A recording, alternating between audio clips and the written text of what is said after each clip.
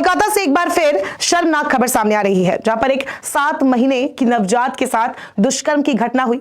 ये फुटपाथ में रहने वाली बच्ची थी। कोलकाता के बटोला एरिया का ये मामला है, जहां पर बच्ची फुटपाथ पर अपने मां बाप के साथ सो रही थी, जहां से उसे किडनैप किया गया, फिर उसके साथ दुष्कर्म किया गया। इस बच्ची को ढूंढा किसने? 30 नवंबर को बटोला में ही रहने वाले एक शख्स ने पुलिस को खबर दी कि उसके घर के सामने फुटपाथ पर एक बच्ची रो रही है, जो कि अकेली है। फिर पुलिस को उस बच्ची का पता चला, साथ ही साथ उसके जो मां बाप उसे ढूंढ रहे थे उनको भी पुलिस ने खबर दी और फिर बच्ची को आरजीकल मेडिकल कॉलेज एंड अस्पताल के पीडियाट्रिक आईसीयू में भर्ती कराया गया। यहां पर उसका इलाज चल रहा है। फिलहाल उसकी जो हालत है वो ठीक हो रही है। पुलिस के मुताबिक और डॉक्टरों के मुताबिक जो जानकारी सामने आई है उसके मुताबिक जो बच्ची है उसके शरीर पर खरोच के निशान थे, उसके प्राइवेट पार्ट पर भी निशान थे और साथ ही साथ उसे ब्लीडिंग भी हो रही थी। इस बच्ची की हालत अब कुछ दिनों में शायद ठीक हो जाए, लेकिन ये जो खबर है कि 7 महीने बच्ची के साथ दुष्कर्म, ये लगातार सामने आ रही है और ऐसे मामलों में तुरंत कार्रवाई होनी चाहिए। फिलहाल पुलिस ने पॉक्सो एक्ट में मामला दर्ज किया है, लेकिन अभी तक आरोपी गिरफ्तार नहीं हो सका है।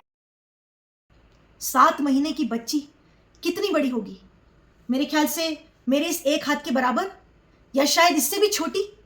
जिनके घर में बच्चे होंगे उन्हें तो पता होगा कि 7 महीने की बच्ची कितनी बड़ी होती है। ये कहां से ऐसी दरिंदगी आती है? अब यहां कहां है कानून? कानून का डर कहां है इस आरोपी को, इस दरिंदे को? क्यों नहीं है कानून का डर? और इसीलिए हमेशा से हमने बोला है कि सिर्फ कानून के डर से इस तरह के क्राइम्स नहीं रुकने वाले हैं।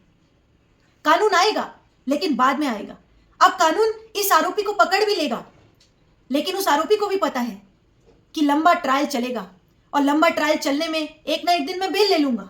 और अगर बेल नहीं भी मिली तो कहीं ना कहीं कानून में जो लूप होल्स है उनको यूज करके मैं छूट जाऊंगा। और अगर नहीं भी छूट पाया, मुझे सजा हो भी गई, तो सुप्रीम कोर्ट से जाके कम करवा लूंगा। अगर सुप्रीम कोर्ट ने भी कम नहीं की तो मर्सी पिटीशन डाल दूंगा। और मर्सी पिटीशन कई सालों तक जब नहीं सुनी जाएगी तो ना सुनने के ग्राउंड पर ऐसे ही मुझे माफ कर दिया जाएगा।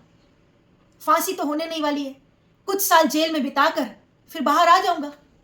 यही पता होगा ना उस आरोपी को, इसीलिए तो उसको डर नहीं आया ये क्राइम करते समय। हाँ, कानून का डर जरूरी है। कहीं ना कहीं कानून के डर से कुछ लोग रुक भी जाते हैं, लेकिन कुछ ऐसे भी लोग होते हैं जिनके अंदर प्रकृति नहीं, इस तरह की विकृति पैदा हो जाती है। फिर कानून का डर कुछ नहीं करता। जब एक बार ऐसी विकृति आ जाती है ना, उसके बाद से कोई डर सामने नहीं आता। उसके बाद से इंसान को कोई चीज रोक नहीं सकती। जब वो दिमाग में वो हैवानियत आ जाती है, जब वो हवस आ जाती है, उसके बाद से उसको कोई नहीं रोक सकता। कोई डर भय उसको नहीं रोक सकता। एक होती है प्रकृति, जिसमें इंसान जीता है, नॉर्मल लाइफ जीता है, खाता है, पीता है, अपने नॉर्मल डेली रूटीन करता है, ऑफिस जाता है, कमाता है, बच्चों को पालता है। ये एक प्रकृति है। एक होती है संस्कृति, कि प्रकृति से उठकर कोई समाज सेवा कर रहा है या धर्म के रास्ते पर चल रहा है या संत सेवा कर रहा है या कोई भी ऊपर उठकर कोई कार्य कर रहा है, वो संस्कृति है। एक होती है विकृति, ये है विकृति। तो कानून कितना भी स्ट्रिक्ट बना दिया जाए, लेकिन समाज में अगर इस तरह की विकृति फैलती जा रही है तो उसका इलाज सिर्फ कानून नहीं कर सकता। इसीलिए कई बार हमने अपनी वीडियोस में पहले भी बोला है, कई बार न्यूज डिबेट्स में भी, जहां भी बुलाया गया हमें लॉ के टॉपिक्स पर डिस्कस करने के लिए, वहां पर लॉ के साथ साथ हमने हमेशा ये बात उठाई है कि कानून के डर के साथ साथ संस्कारों की भी बहुत ज्यादा जरूरत है, मॉरल एजुकेशन की भी बहुत ज्यादा जरूरत है। लेकिन इस पर सरकार का कोई ध्यान नहीं है। जब कोई ऐसी घटना होती है तब सब यही बोलने आ जाते हैं कि कानून हम और स्ट्रिक्ट करेंगे, फांसी की सजा देंगे आरोपी को। लेकिन क्या उसके बाद भी क्राइम रुक जाता है? क्राइम को रोकना इंपॉर्टेंट है, इस तरह की घटनाएं रोकना इंपॉर्टेंट है, और वो तब रुकेगा जब आप उसकी जड़ पर काम करेंगे। आज हमारा एजुकेशन सिस्टम कैसा हो गया है? स्कूल और कॉलेजेस में सिर्फ पढ़ाई, कौन सी पढ़ाई जाती है? साइंस, मैथ्स, इंग्लिश, हिंदी, यही सब्जेक्ट्स पढ़ाए जाते हैं। अगर शुरू से स्कूलों में मॉरल एजुकेशन पढ़ाई जाए, संस्कार पढ़ाई जाए, शुरू से अपब्रिंगिंग इस तरह की जाए कि किसी को किसी के साथ गलत करते समय उसके अंदर से खुद की, उसके अंतर्मन बोलना चाहिए कि मुझे ये नहीं करना है, ये गलत है, उसका खुद से हाथ आगे ना बढ़े, उसके खुद से कदम आगे ना बढ़े, ये एजुकेशन ज्यादा इंपॉर्टेंट है। आज की एजुकेशन सिर्फ शिक्षा सिखाती है, और शिक्षा और विद्या में बहुत फर्क है। शिक्षा सिर्फ बुक्स में है, जो कि सिर्फ वर्ड्स है, जो कि सिर्फ आपको नौकरी दिलाएगी, लेकिन विद्या डिफरेंट चीज है। विद्या ये सिखाती है कि क्या गलत है, क्या सही है, और ये चीज स्कूल और कॉलेज एजुकेशन से गायब है। अगर शुरू से अपब्रिंगिंग इस तरह की हो तो आगे चल के इस तरह का समाज नहीं बनेगा। शुरू से अपब्रिंगिंग इस तरह की हो कि कम से कम प्रकृति तो रहे, कम से कम प्रकृति से इंसान विकृति की ओर तो ना बढ़े। कम से कम इंसान हैवान तो ना बने। आज तो इंसानियत ही खत्म होती जा रही है।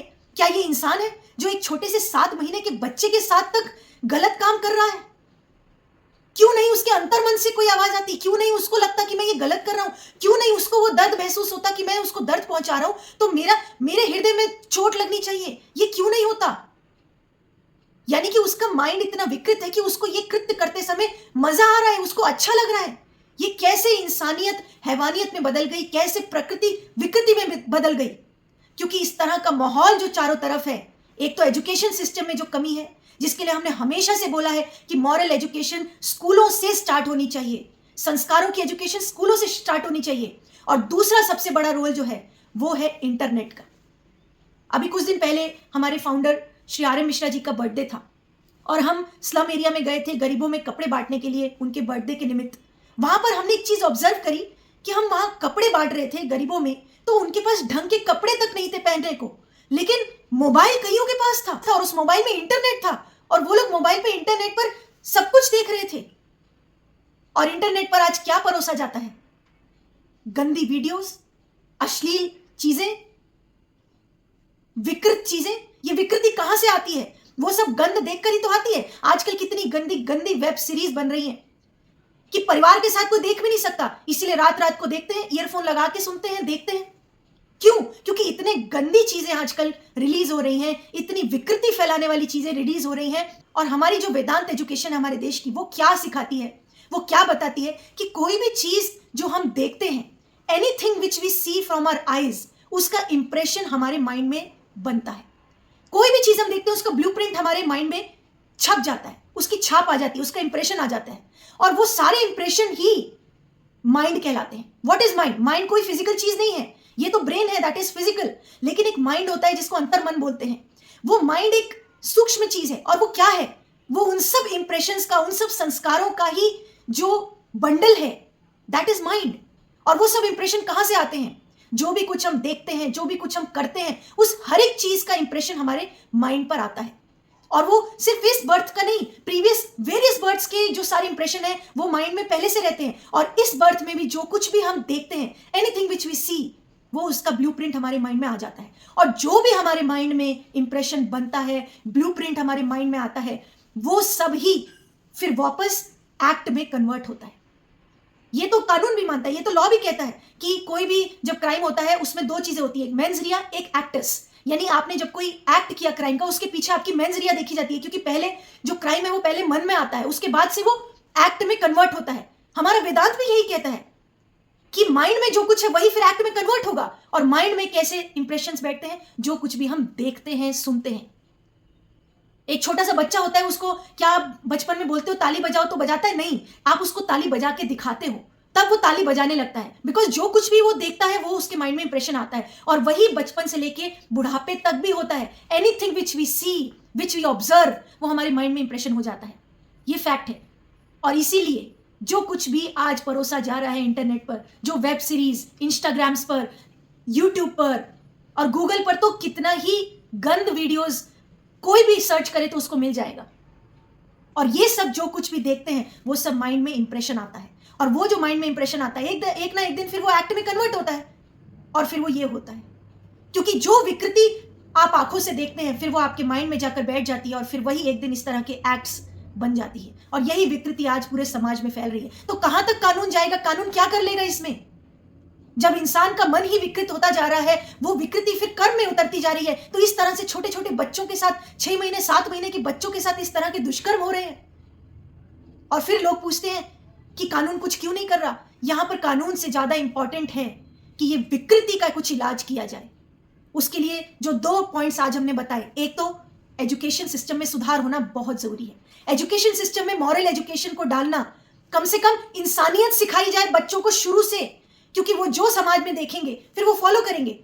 और स्कूलों में सिर्फ पढ़ाई के अलावा कुछ और पढ़ाया नहीं जाता, तो फिर वो कहां बाकी चीजें पढ़ेंगे? मोबाइल पर। अब दूसरा पॉइंट आ गया कि मोबाइल पर क्या सिखाया जा रहा है उनको? स्कूल में तो सिखाया नहीं जा रहा अच्छी चीजें, और मोबाइल पर फिर क्या सिखाया जा रहा है? मोबाइल पर दिखाया जा रहा है गंदी गंदी वीडियोस, विकृति। और वही सब विकृति फिर एक दिन इस तरह के कर्म में कन्वर्ट हो जाती है जो इस आदमी ने किया। और कितने ही ऐसे लोग होंगे जो इस तरह के क्राइम्स कर रहे होंगे लेकिन वो रिपोर्ट नहीं होते हैं। एक ना एक कोई केस आ जाता है, तब बहुत लोग उस पर दुख जताने लगते हैं, लेकिन जो मूल में प्रॉब्लम है वो यहाँ पर है। और शुरू से हमने ये बात को उठाया है कि स्कूल और कॉलेजेस के एजुकेशन में संस्कारों का और मॉरल एजुकेशन का सब्जेक्ट इंक्लूड किया जाए। और साथ ही में दूसरी इंपॉर्टेंट चीज कि जो आजकल इंटरनेट इतना सुलभ हो गया है, इतना आसान हो गया है, आजकल सबके मोबाइल में इंटरनेट है और उसपे वो गंदी वीडियोस जो लोग सब लोग देखते हैं, वही सबका फल है कि इस तरह की चीजें हो रही हैं। तो सरकार ने इन चीजों पर भी ध्यान देना चाहिए, रादर देन कि हम फांसी की सजा दे देंगे, हम ये क्राइम में सजा बढ़ा देंगे, हम इंप्लीमेंटेशन भी कर देंगे, फांसी पर लटका देंगे। कुछ एक्चुअल में हो नहीं पाता है। As a lawyer we can tell you कि क्या होता है एक्चुअली कोर्ट्स में। अभी परसों ही सुप्रीम कोर्ट में एक मैटर आया जिसमें ऑनरेबल जस्टिस पारदीवाला की कोर्ट में हम थे। तो उस मैटर में जो वकील थे वो ये आर्ग्यू कर रहे थे कि 2 साल से एक मर्डर केस में चार्ज तक फ्रेम नहीं हुआ है, कमिटल भी नहीं हुआ है केस का। यानी कोई जब केस आता है तो वो मजिस्ट्रेट कोर्ट से सेशन कोर्ट में कमिट होता है अगर वो सेशंस ट्रायल हो, यानी कि मर्डर रेप केसेस जो होते हैं उसमें 2 साल से चार्ज फ्रेम नहीं हुआ, कमिटल भी नहीं हुआ, मजिस्ट्रेट के पास ही फाइल पड़ी हुई है। And the court was very shock कि 2 साल से कुछ नहीं हुआ। अब ये ग्राउंड बन जाता है बेल का। अब उस समय सुप्रीम कोर्ट भी क्या करे? अगर इतना स्लो पेस ऑफ जस्टिस है, इतना डिले हो रहा है, तो यहां पर फिर उस आरोपी के साथ इनजस्टिस हो रहा है, ये सवाल आ जाता है। अब जो विक्टिम है उसकी इनजस्टिस तो गई भाड़ में, अब इनजस्टिस किसके साथ हो रहा है? उस आरोपी के साथ, क्योंकि उसको ट्रायल टाइम पे नहीं हो रहा, डिले हो रहा है, 2 साल से चार्ज नहीं फ्रेम हुए। तो अब क्या करें जी? उसको जस्टिस देने के लिए उसको बेल दो। और ये होता है एक्चुअली इतने सारे केसेस में।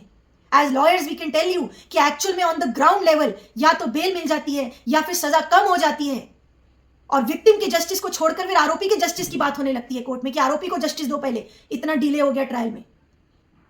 तो कानून के जो इतने लूप होल्स हैं वो कहीं ना कहीं आरोपी ऐसे क्रिमिनल्स को फायदा दे ही देते हैं। इसीलिए सिर्फ कानून काफी नहीं है, इंपॉर्टेंट है मॉरल एजुकेशन, ऑल्सो इंपॉर्टेंट है संस्कार, ऑल्सो इंपॉर्टेंट है कि इस तरह की जो गंदी वीडियोस के माध्यम से समाज में जो विकृति फैल रही है उसको रोका जाए।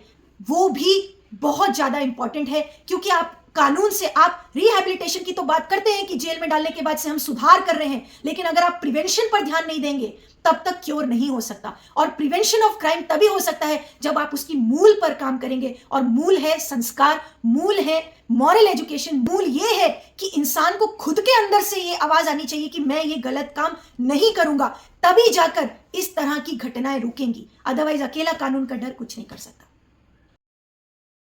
स्कूल एजुकेशन में शुरू से मॉरल एजुकेशन एक ऐसा सब्जेक्ट होना चाहिए जिससे कि अपब्रिंगिंग जो है सभी की इस तरह से हो कि आपके अंदर जो है किसी के साथ कुछ गलत करते समय आपकी खुद की आत्मा आपको रोके कि मैं गलत कर रहा हूँ तो मुझे नहीं करना है। इससे पहले कि कानून आपको रोके, आपकी आत्मा आपको रोकनी चाहिए। और वो तभी हो सकता है जब आपकी अपब्रिंगिंग वैसी हो। और अपब्रिंगिंग कहाँ से शुरू होती है? स्कूल से। अगर आपकी स्कूल में आपको एजुकेशन में मॉरल एजुकेशन भी दी जाती है, कॉलेजेस में मॉरल एजुकेशन का सब्जेक्ट डाला जाता है, जहाँ पर इस तरह की जो है चर्चाएं हो, ऐसे सेमिनार्स हो, ऐसी बैठकें हो, जहाँ पर बच्चों को शुरू से इस तरह के संस्कार दिए जाएं, इस तरह की अपब्रिंगिंग दी जाए, इस तरह की मॉरलिटी सिखाई जाए कि उनको किसी को कष्ट देते समय खुद को फील हो और उस समय वो खुद को अपने आप को रोके कि नहीं मैं गलत कर रहा हूँ। उस समय अगर एक आदमी भूल भी जाए कि मेरे को पुलिस में पकड़ लिया जाएगा या मेरे साथ कानून क्या करेगा, लेकिन आपकी आत्मा आपको बोलनी चाहिए कि ये गलत है। और गलत और सही के बीच में जो फर्क है वो एक हर इंसान ने सोचना चाहिए। आज इंसानियत मरती जा रही है, खत्म होती जा रही है। इसके लिए बहुत जरूरी है कि सब जगह ये बात हो और इस चीज की एजुकेशन सिस्टम में इस चीज को डालना बहुत बहुत जरूरी है।